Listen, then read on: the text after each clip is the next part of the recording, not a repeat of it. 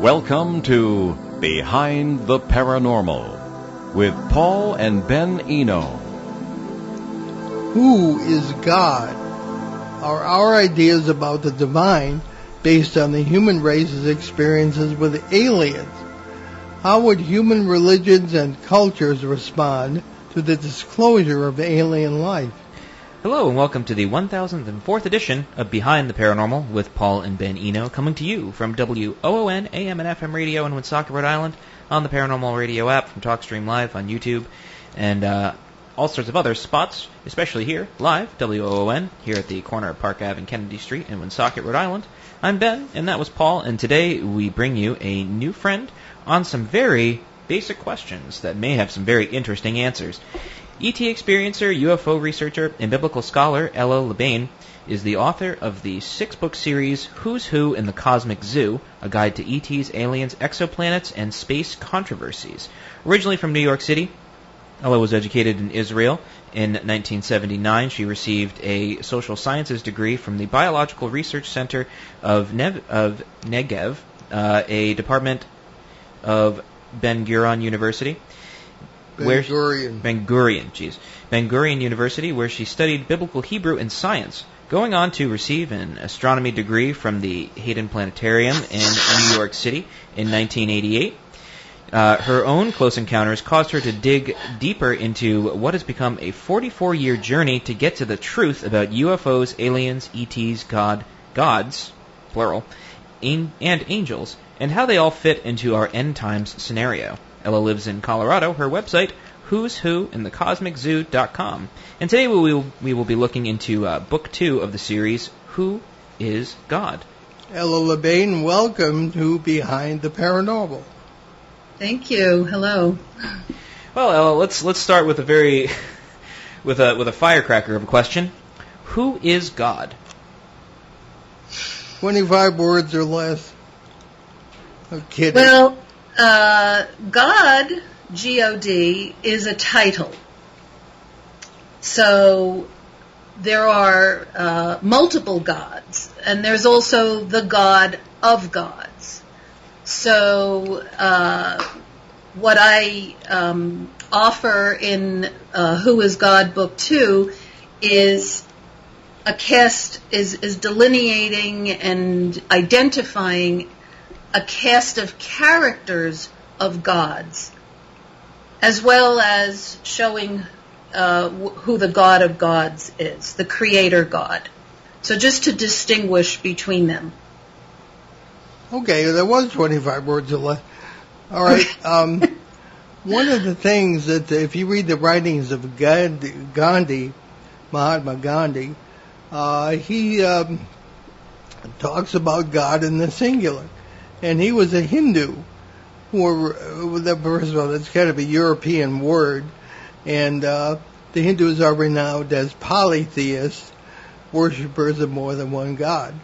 But perhaps you can comment on the concept that polytheists, very often, the educated ones anyway, will essentially worship one God in many forms. Is that correct?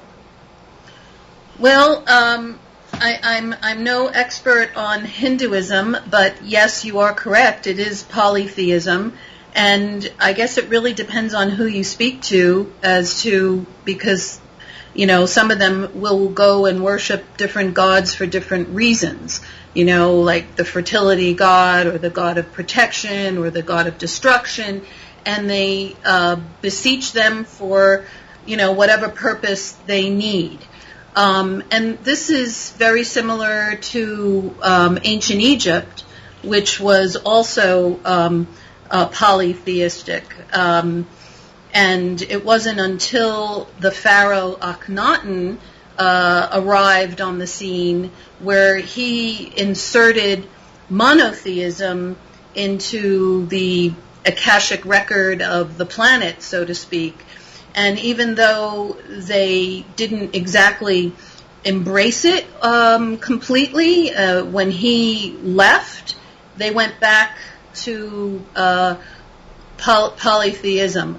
But he still did his purpose because it planted the seed for monotheistic religions that came later.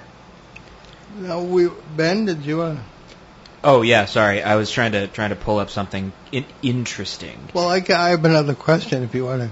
Well, please, by all means, Father. I've always been fascinated by Akhenaten, who, oddly enough, was a very strange-looking cat, and he apparently had some sort of what today we might interpret as a UFO experience in the middle of the desert someplace. And all of a sudden he was converted to monotheism, the worship of one God, namely the sun disk. Interesting use of a term, and I've looked that up, and that's pretty much what it says in ancient Egyptian. How do you interpret that? Now a lot of people don't realize that his successor, none other than King Tut, restored polytheism to Egypt, much to the relief of the priestly class. So how do you interpret that event? That's really strange. Well, yes, you're correct. That's exactly what happened. They went right back to polytheism. That's where they were before Akhenaten came. So I have a piece of history that I researched about him that's in my first book, Who's Who in the Cosmic Zoo, and that Akhenaten came from the Sirius star system. Seriously, Sirius, A, I B. see what you did there.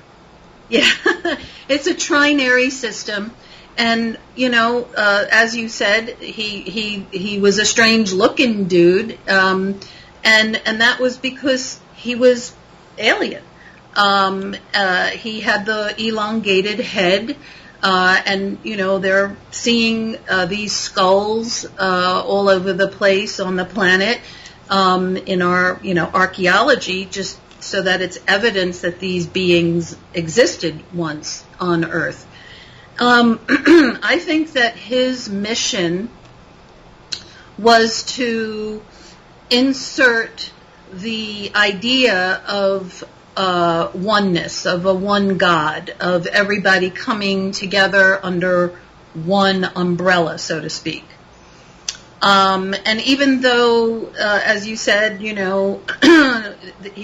they didn't hold on to it, it still got recorded in the Akashic record of the planet, which means that now, later on, it was a seed that was planted, and then people had that idea. So when Moses appeared on the scene, he was very similar because he was also talking about one, preaching and teaching one God.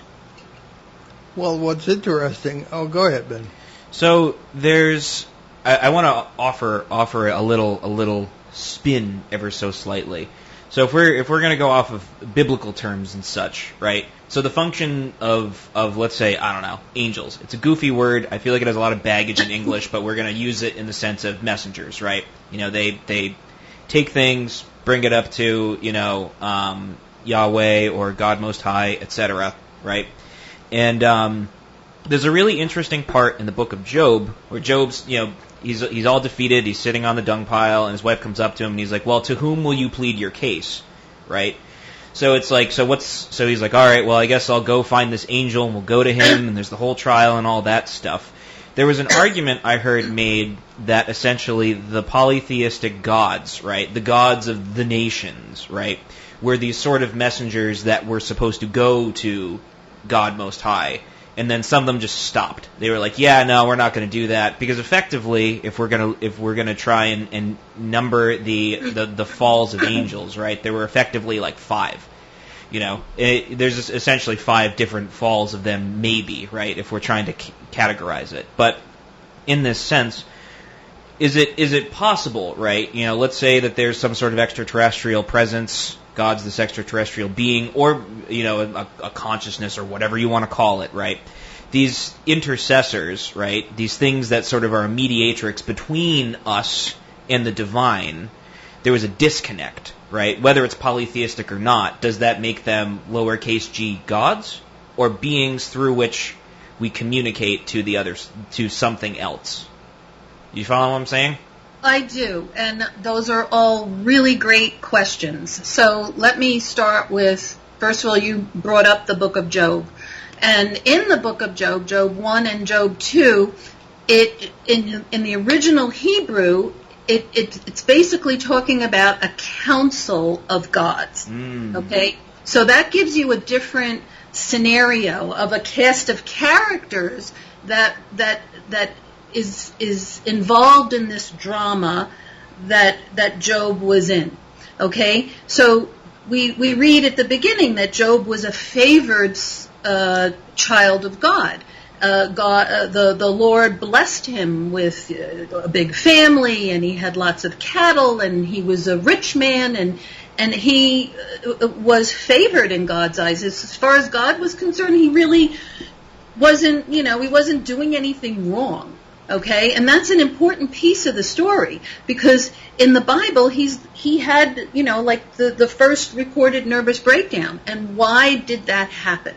So we see that there's a character that comes in that says in Job 1 and Job 2, first of all, the word Elohim is used. So now the big one.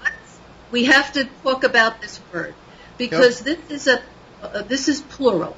Okay? In Hebrew, as we said earlier, it's a very specific language. Hebrew is a language of physics. Okay? It describes things as they are. It's either singular or it's plural. It's either masculine or it's feminine. There are 52 genders in Hebrew. And Elohim is a masculine plural word, which means gods with an S. And I would also put a little G on it, okay?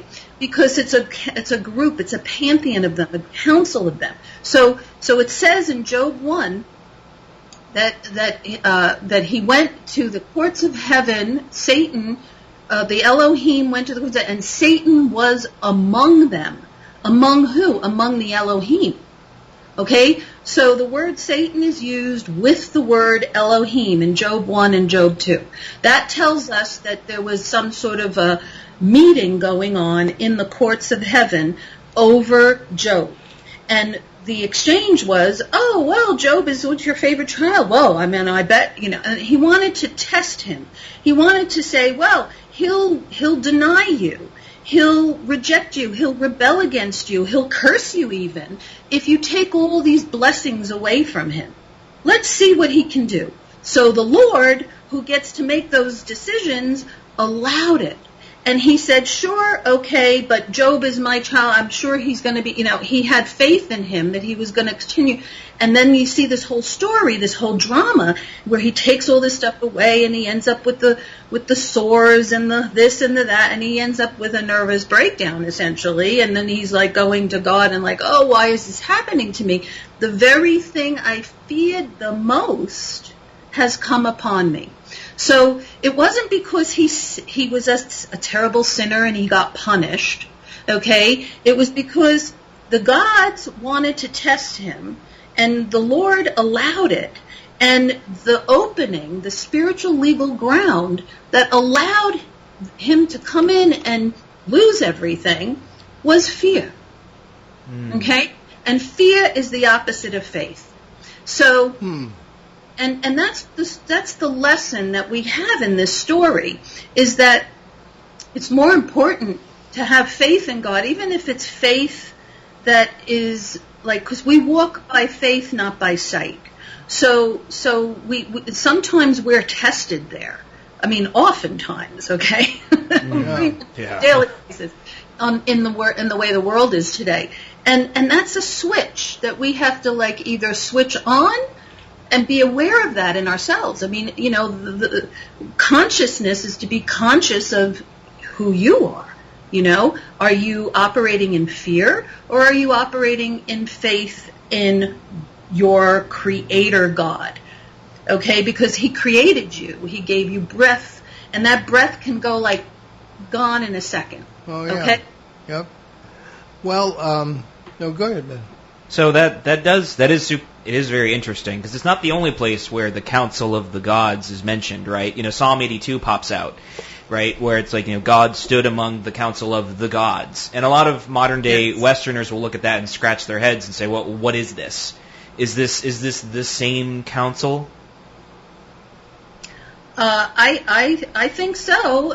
It's pretty consistent through the scriptures. The word Elohim shows up thousands of times through the Old Testament, and beginning with the book of Genesis. The most famous scripture is the creation of man in Genesis 3. And now, and the whole entire sentence is in plurality. That's right. In Hebrew linguistics. And so it translates to, let us make man in our image according to our likeness, and we make them male and female, and they're equal in God's sight. Okay? So there's differentiation between the genders, but they still have equal standing and equal importance. And that's how it started, okay? So, what transpired years later, because of what happened with the Nephilim, okay, another word that is in its plurality, That's right, yep.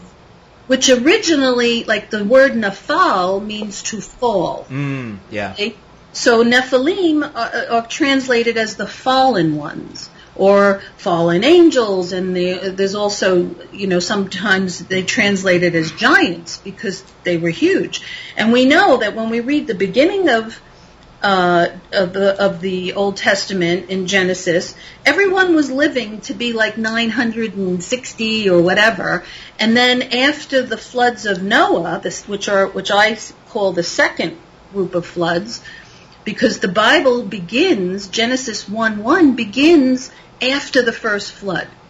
So it says, and the Spirit hovered over the waters of the earth, and then started recreating everything again.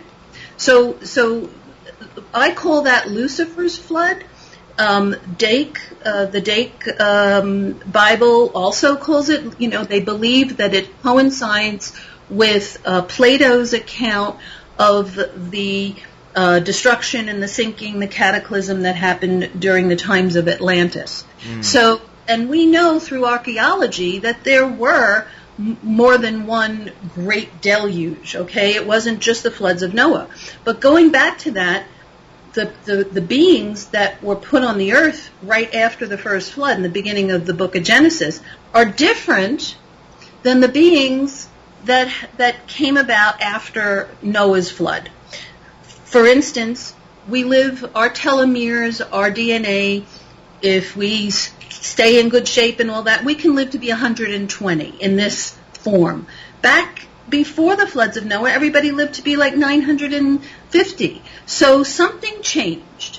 And that was, in my opinion, the genetic manipulation, downgrading, okay, of humans. So when people refer to the fall of man, and you have those whole litany of curses that came down on the earth, on Adam and Eve and everything, that not to say that didn't happen, it did, and we are all under a curse, and we're all waiting. It says all of creation moans and groans for the redemption of the Lord. All of creation, not just us. Okay, the earth was cursed. Everything was cursed. But it wasn't just about the curse. It was also about a genetic downgrading of our human DNA. Because when Adam and Eve walked in the Garden of Eden with the Lord, they had everything. They were walking in their glory bodies.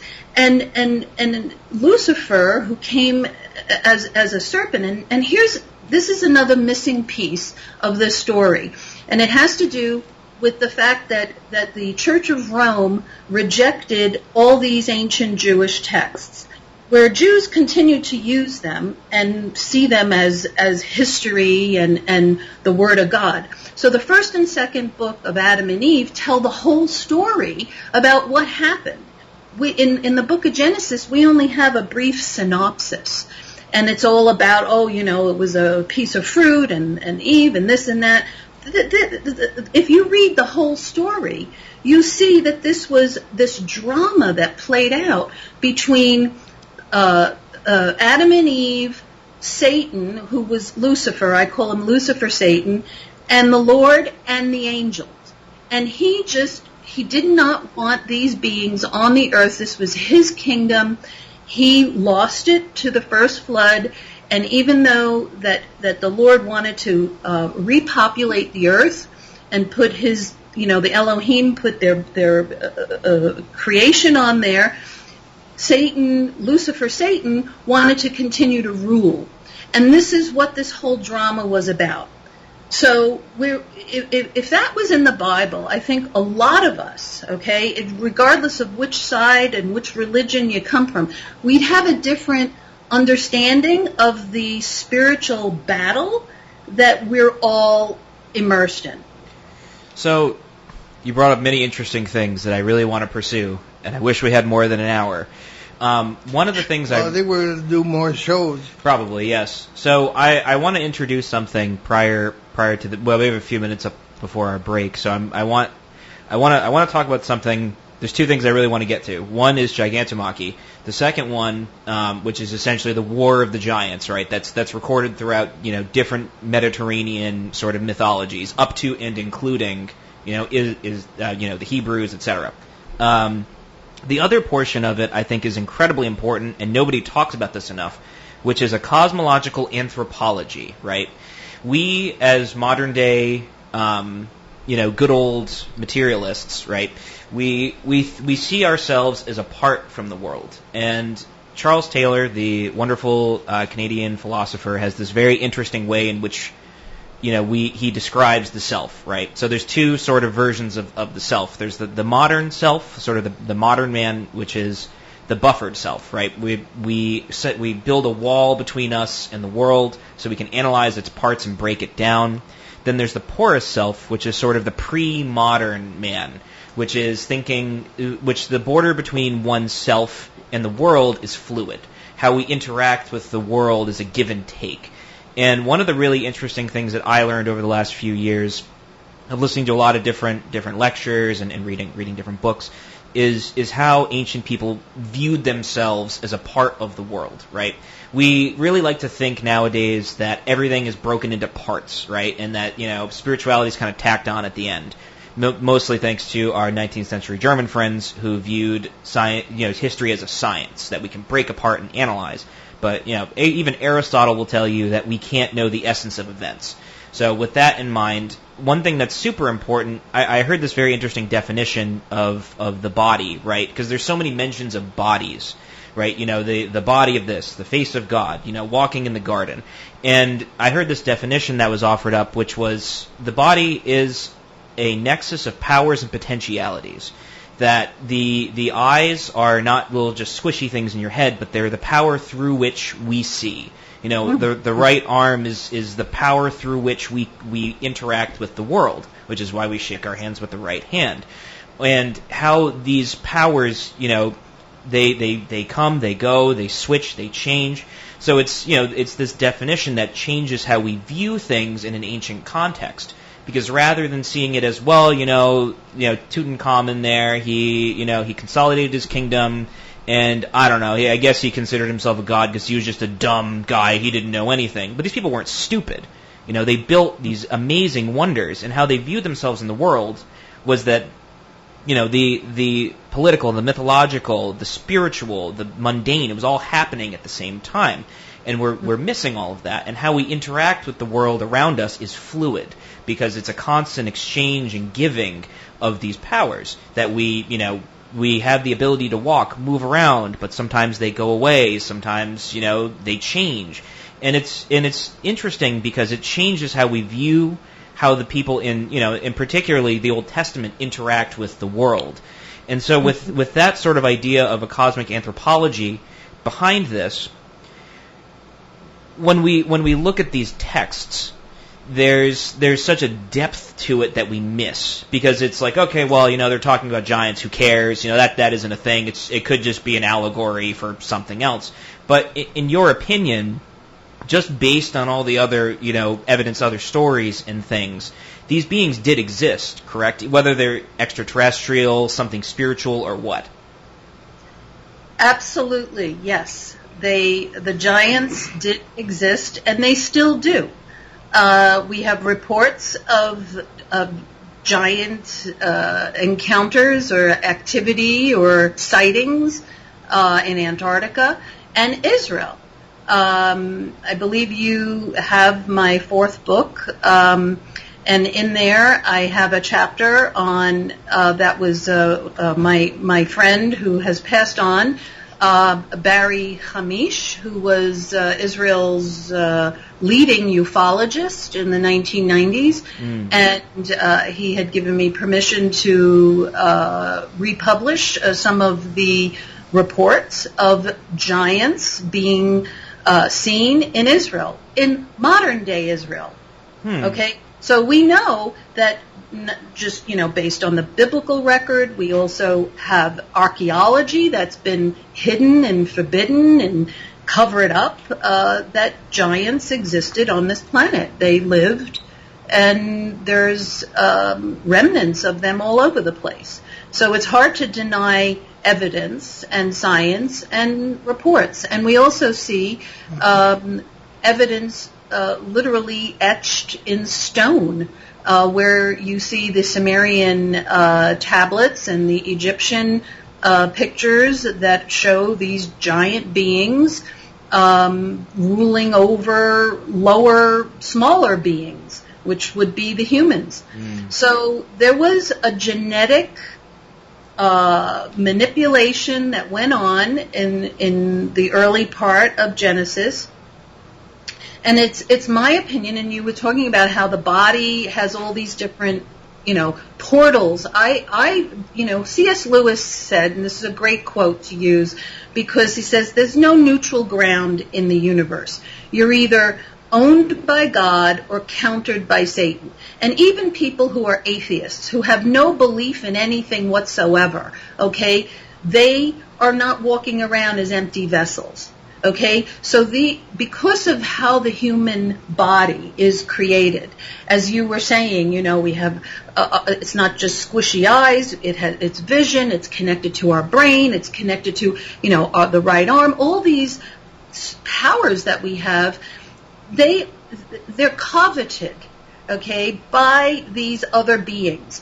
And this is the consciousness. When people talk about, expanding your consciousness to ascend or to understand this and that about the universe, we need to understand that we are multi-dimensional beings, okay? And they see that in us, okay? And that's why they want to use us as vessels. So we have to be very discerning and careful about who we let in to our bodies, okay, and who we seek. So unfortunately, like when people research and then they don't understand at the beginning of the journey that there is a battle that is going on over our souls, over our minds, over our bodies, over our spirits. And once we get that and we pick a side, okay, then we know, okay, this is who we are representing, and we can walk in faith, okay, and not be stolen, okay, because our energy is going to be taken from here or put over there, and this is what the aliens do. I mean, the abductions can actually take memories out of one person and insert them into another person. Okay, so human beings are very, bendy, malleable, flexible. Believe it or not, even, the real stubborn ones out there, they still are, there's a stronghold in them that makes them that way. Okay? I mean, you can break it down and say, it's pride or it's this or it's that. No, it's a spiritual energy, okay, and entities. And that's part of the problem here. Okay, and that's what happened to us as human beings, why we got downgraded, because they want to maintain control over planet Earth and over the creation, which, we are part of that. Well, let's take our mid-show break on that cheery note. You're listening to Behind the Paranormal with Paul and Ben Eno on WOON 1240 AM and 99.5 FM. In New England's beautiful Blackstone River Valley.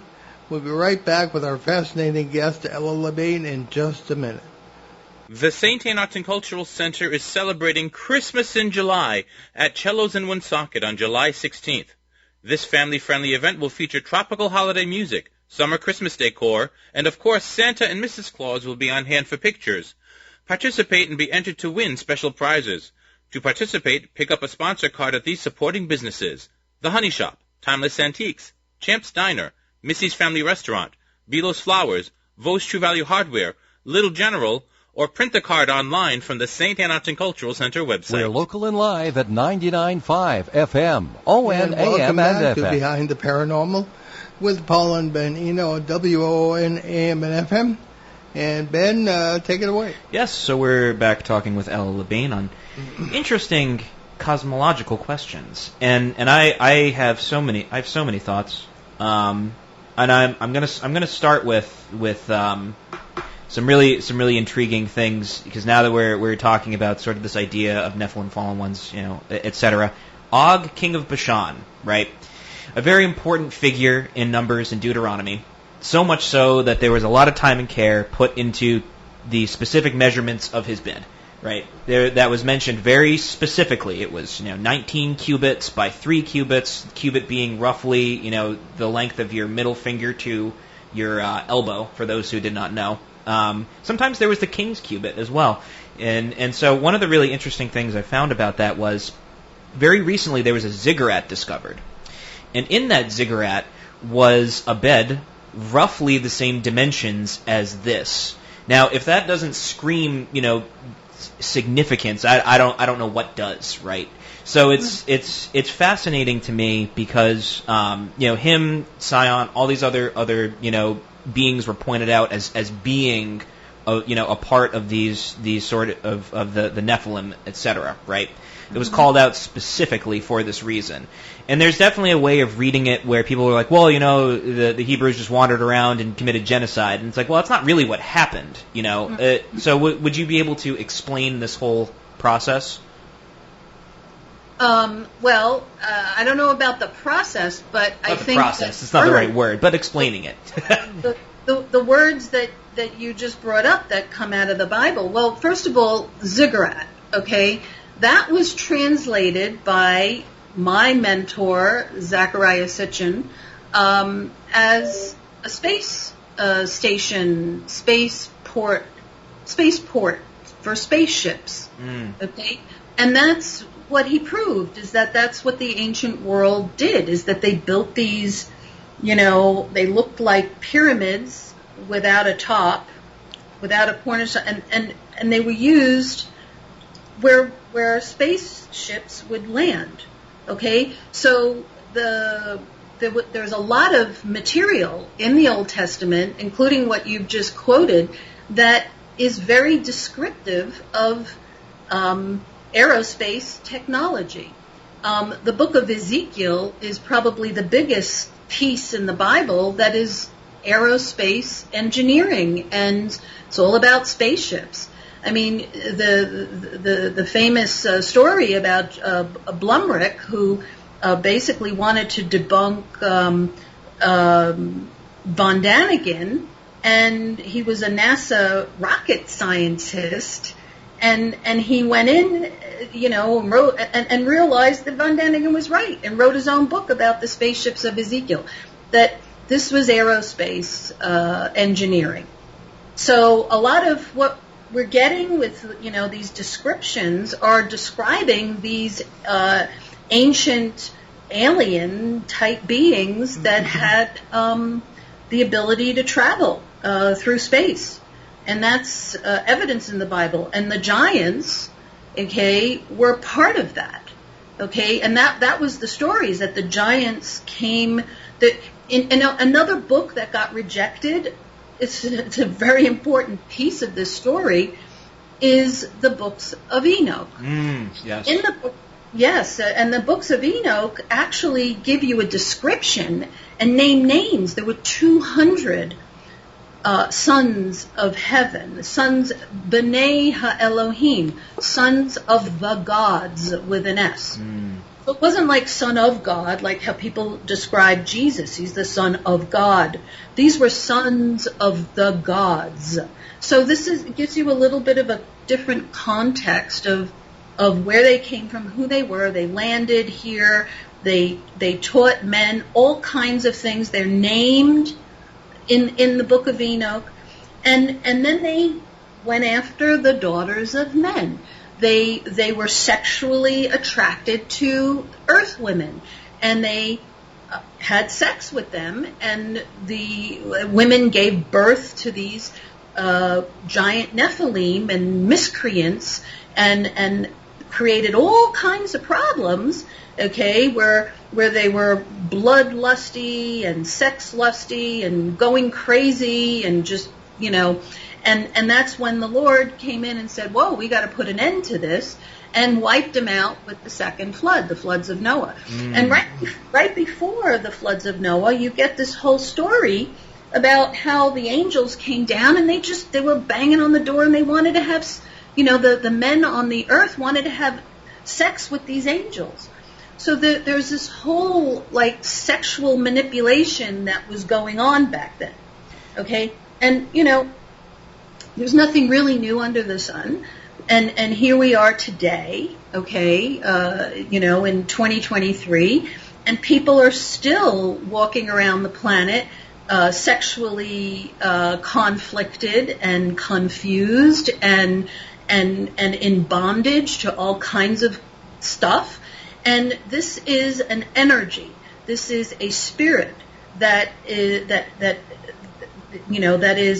attacks humans. And God had all these remedies for it. And that's why you have the books, the law books, basically, the Torah, the books of Leviticus and Deuteronomy that gave these rules for healthy living.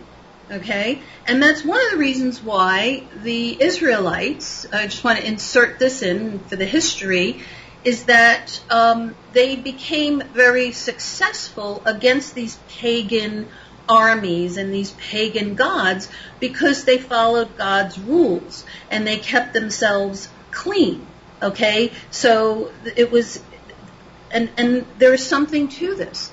You hear the saying, cleanliness is next to godliness, not just personal hygiene, but there was rules about, when to do it, how to do it, when not to do it, all this kind of stuff, because of what, you had said in the beginning about how human beings have these powers. Our eyes, our ears, our mouth, the orifices of our bodies are portals. Okay, for spiritual energy to come through, and God wants to use us and strengthen us so that we can be a blessing to others. But if people are going to put all kinds of crap inside, okay, or let anything come in without discernment, then there's a lot of people walking around that's going to be, mentally disturbed, spiritually conflicted, and just sick. Okay, it has the mind-body-spirit connection is a scientific reality, and I think anyone that is involved in the healing arts today knows that. I mean, there's ancient remedies, that we're using to heal ourselves, to undo things that we've done that can create illness, and I think that was the purpose of the rules that God laid out for the ancient Israelites, was to keep them healthy so that they could be a strong army.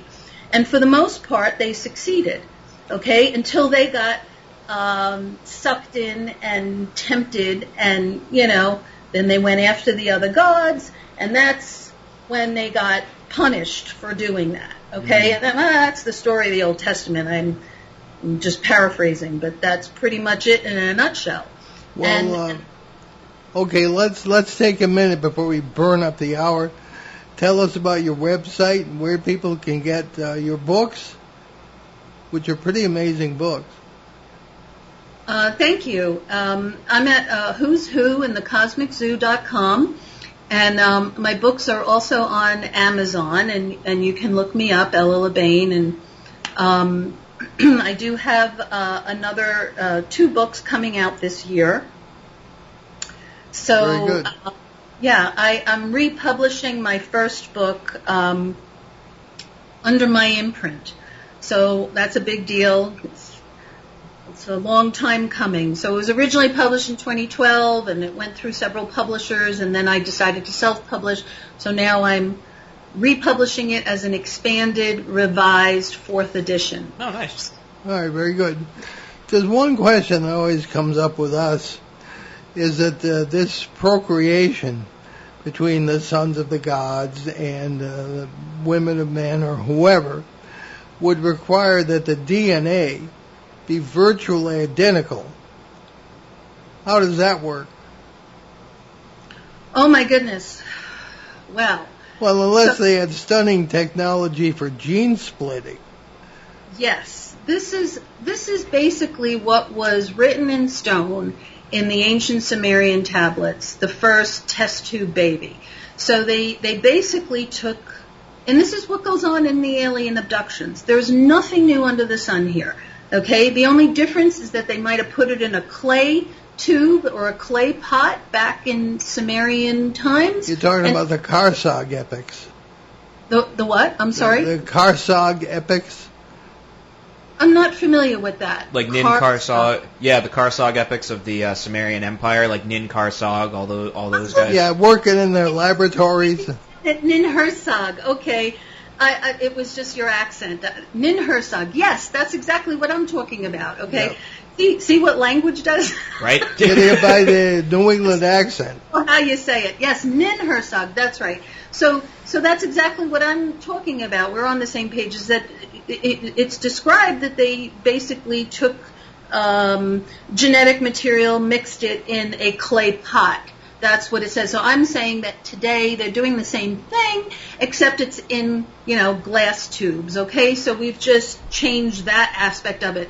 But it's the same thing, and it's exactly the same thing that goes on during alien abductions, okay? Where the aliens will take ovum, eggs out of women, they will take sperm out of men, they will put them together and add their own DNA into it, and then they will insert it into a different woman, okay, not necessarily the same woman who produced the eggs for them, and gestate it for 2 months, and then take it away, okay, and grow it in their labs, which are underground, or in the spaceships.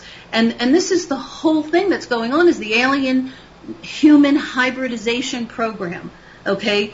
And it's a thing, okay? And this is what they were doing in the past. They were trying to recreate humankind, or the ultimate replacement theology is to replace Earth humans with a new type of human that is infused with alien DNA to make the human more spacefaring, if you will, or to be more easily controlled by artificial intelligence, because that too is fused in. And this is something that's happening on the surface. This is not just alien abductions, is transhumanism. Okay, so what was written in stone in the Sumerian tablets is exactly what's going on today. And it happened before, and the Lord flooded the earths and wiped everybody out and started all over again. And the same thing, we're leading towards that same thing. However, before I want to say that there's something happening to the planet right now, and that is this return of this ancient system, which I call the Nemesis Nibiru system, that the ancient Sumerians, and that was the red disk that the Egyptians and the Sumerians worshipped, was this and also it's in the Zohar and the Torah. It's called the Messianic Red Star. That comes around every 33,567 years. And we are seeing parts of this system enter into our solar system, intersecting in our solar system, interacting with our sun, causing plasma exchanges. And this is going to bring about the end of this age and the beginning of the next age. And there is going to be another cataclysm. I will say that. So people need to prepare their hearts and their souls and get right with the Creator God, get their souls right, figure out what's going on, pick a side, and get prepared for everything to change again. Interesting. So I want to take a quick half step backwards, because there's a very interesting theme that's mentioned throughout 1 Enoch, and arguably Jubilees, but that there's this need for control, right? So like there was a really interesting lecture I listened to about Cain and Abel, right? That Cain goes about, he's cursed to walk the earth forever, and he builds the first city, and it's like, okay, cool, great, he built the city. Why does that matter? And there was a really interesting theory that was posited. It's like, well, he's trying to control reality, right? And he's trying to do his best to control things by building stuff, right? And Enoch expands on this by basically saying all this technology was given to us, and we didn't really know what to do with it. And so it's like, and so it's tools through which we can control our reality. And there was a really interesting dialogue between Plato and Socrates. I can never remember where it is, but I remember it very specifically because I thought it was super interesting. And Plato goes to Socrates and he's like, it's so great that, the Egyptian god Thoth, gave the Egyptians writing so then they could write everything down. And Socrates goes, that's not good. They're going to forget everything. If they write everything down, they'll just forget. And so it was, and he makes a good point, because it's like, we use technology, and essentially, if you really want to get like real weird with it, you could say arguably we're cybernetic as it is, right? Because we have these extensions of ourselves that essentially are these mechanical portions, right? I'm augmenting my vision with glasses. And so it's like, and so is my dad, right? We're using technology integrated into ourselves in order to augment our reality, because I am blind as a bat without these. And this idea of control is brought up even again in Isaiah, right? He's going on and on about idols and why idols are bad. And it's this idea of using these sort of tools or entities or whatever to try and control the world around us. And I actually really liked his story, because essentially it's like, the wood chopper goes home, he chops down a tree, he goes to the market, he buys food, he builds a fire, he carves out this little idol, and he brings it back to his house and he puts it on his mantle. And at the end of it, Isaiah's like, okay, well, who did the work? Was it the man or the idol? And it's the same thing today, right? We do all these things, and at the end of the day, it's like, well, who really did it? Was it me or my phone, right?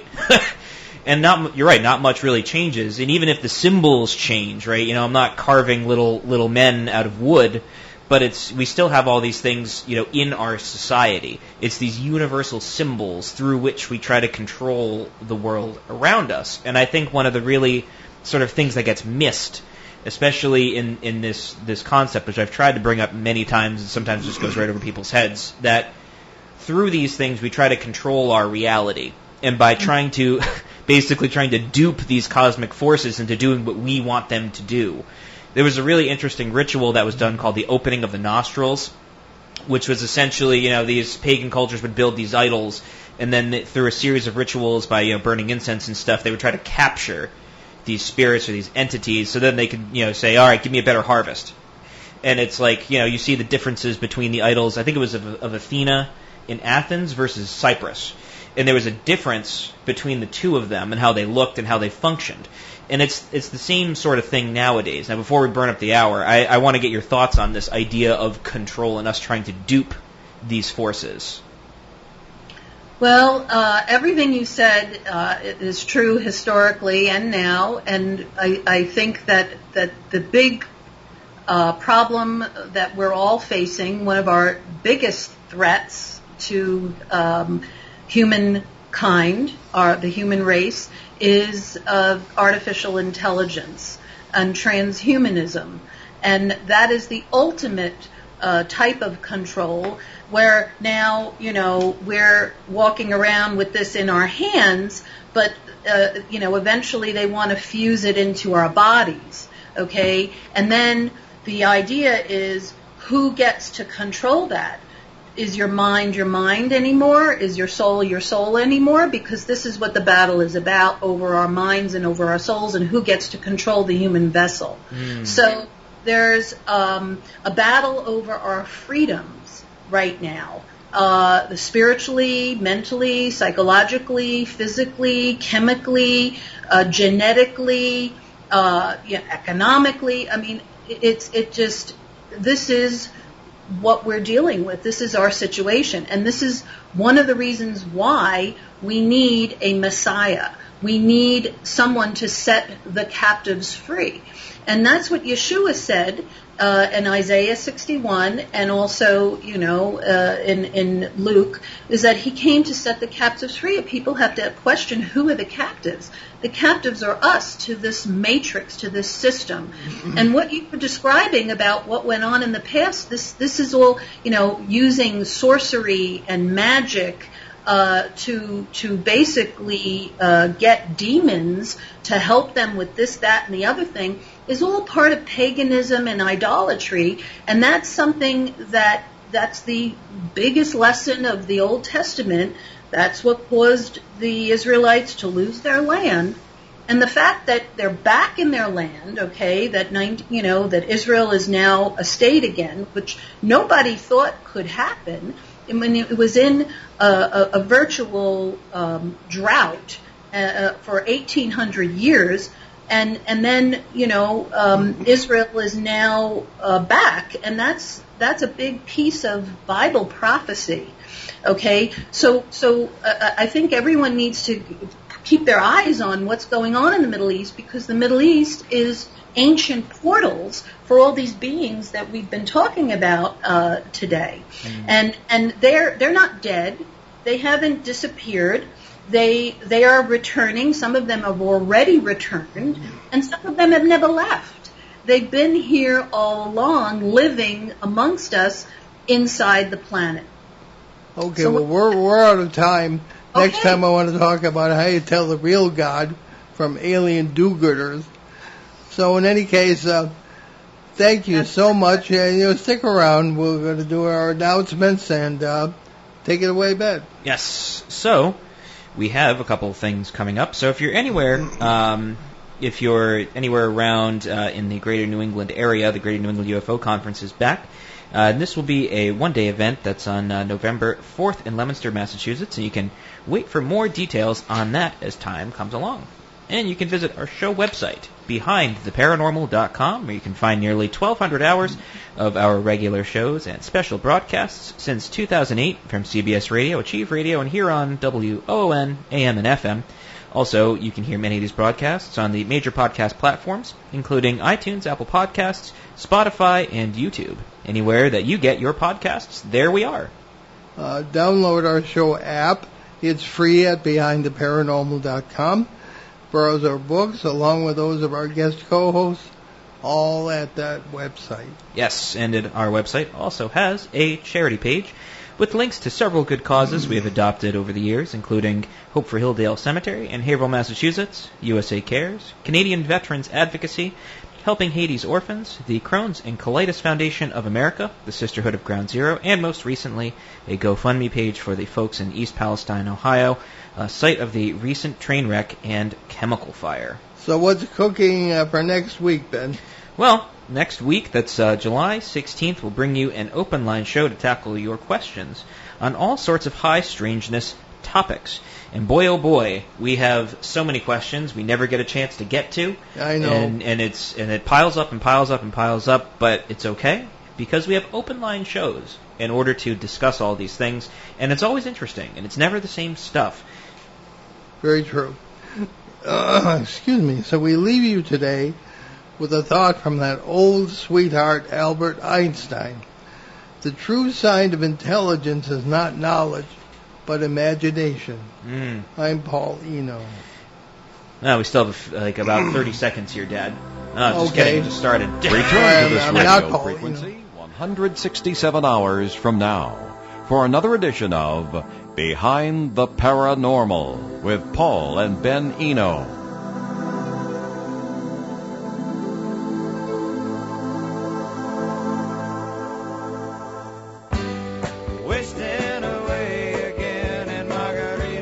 Hi, this is Joe Callahan, your maitre d' inside the Tiki Bar, letting you know the Tiki Bar is now open 2 days a week on ON, AM, and FM, Saturdays at noon, and a replay Mondays at 6. The Tiki Bar is sponsored by Attorney Bob Lauder, the Carew Investment Group, Family Discount Furniture, and Pepin Lumber. Here's your chance to catch 1 full hour of Jimmy Buffett music inside the Tiki Bar, Saturdays at noon and Mondays at 6 on ON, AM, and FM. Hello, this is Manny Brando. I hope you will listen to Ozzy